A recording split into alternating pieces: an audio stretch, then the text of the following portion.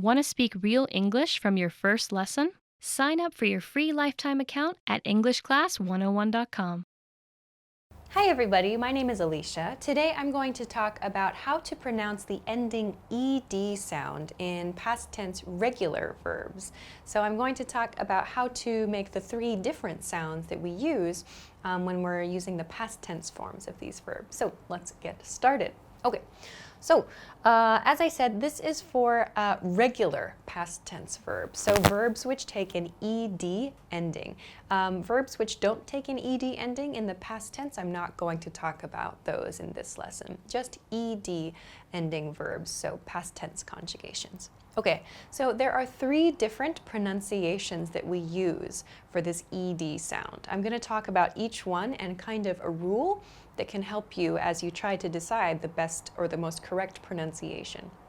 Okay, let's first look at a T ending sound. So by this T, I mean a T sound at the end of the verb. So a few examples. First is walked, second talked, and typed. So walked, talked, typed. You can hear the ed sound at the end of each verb. It's spelled ed, but the pronunciation is a T sound. So walked, talked, typed. We make a T sound. So the rule for this, why do we use the T sound here? When we're looking at the infinitive form of the verb, so remember the infinitive form is like the basic form of the verb. I have it underlined in black here.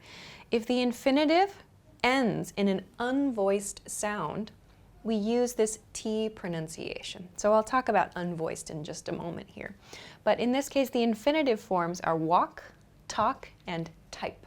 Walk, talk, and type. So the ending sounds are k, k, and p here. So these are called unvoiced sounds. So for this point and for some points in the rest of this lesson, it's useful to know the difference between a voiced sound and an unvoiced sound. So a voiced sound is a sound that we make using our vocal cords. So if you put your hand on your throat and you can feel your vocal cords moving, like activated, that's a voiced sound. An unvoiced sound, however, is a sound we make without using our vocal cords, something that doesn't require us to activate our vocal cords.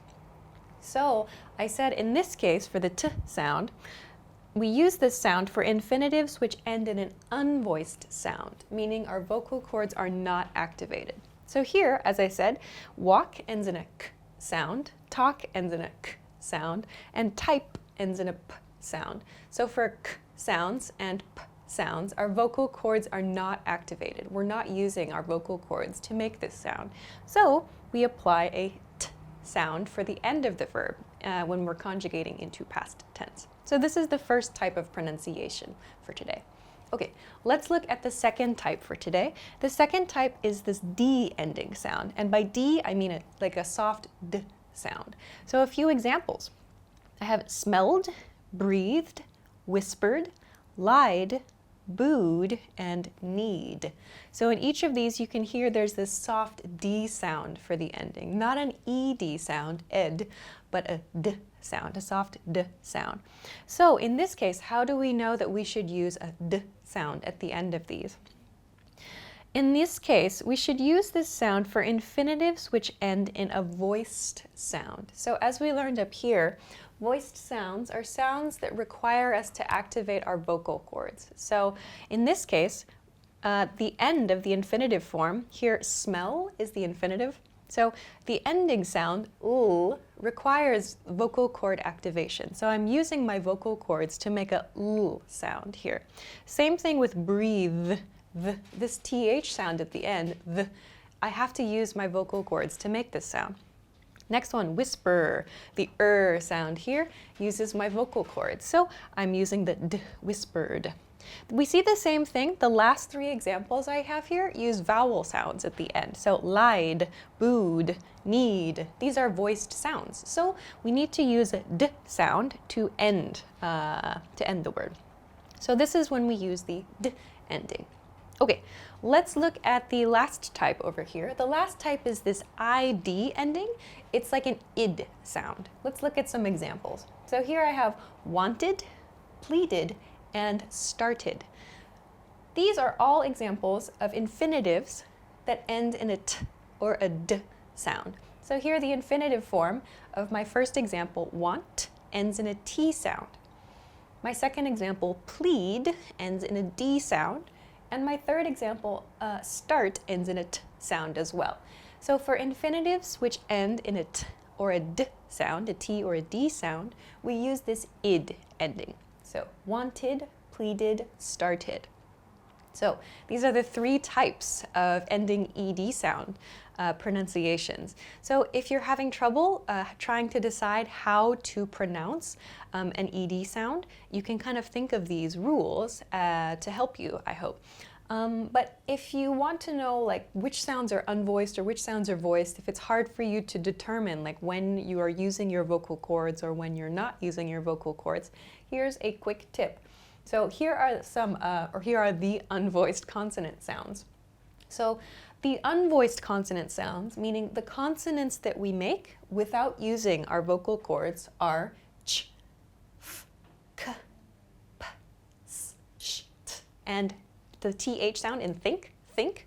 So all of these sounds are unvoiced. If we make these sounds, we're not using our vocal cords to make them. So sh, for example, and t and th. These are common ones, but we're not actually using like our voice to make them. So that means that voiced sounds are the other sounds. So if it's not in this list, it's a voiced sound. One thing to be careful of here though, is that the th sound in the word like they is actually a voiced sound. So we have a voiced they th sound, they, and we have an unvoiced th sound, like in think, think. So in the word think, I'm not using my vocal cords. In the word they, or the, for example, I am. So th has a voiced and an unvoiced pronunciation. So this is something to keep in mind and maybe to help you as you practice. But these are the three pronunciation types for ending ed sounds. I hope that that was helpful for you. If you have any questions, please let us know in the comment section below this video. Of course, if you like the video, please make sure to give it a thumbs up. Subscribe to the channel if you haven't already, and check us out at EnglishClass101.com for some other good resources. Thanks very much for watching this episode, and I will see you again soon. Bye-bye.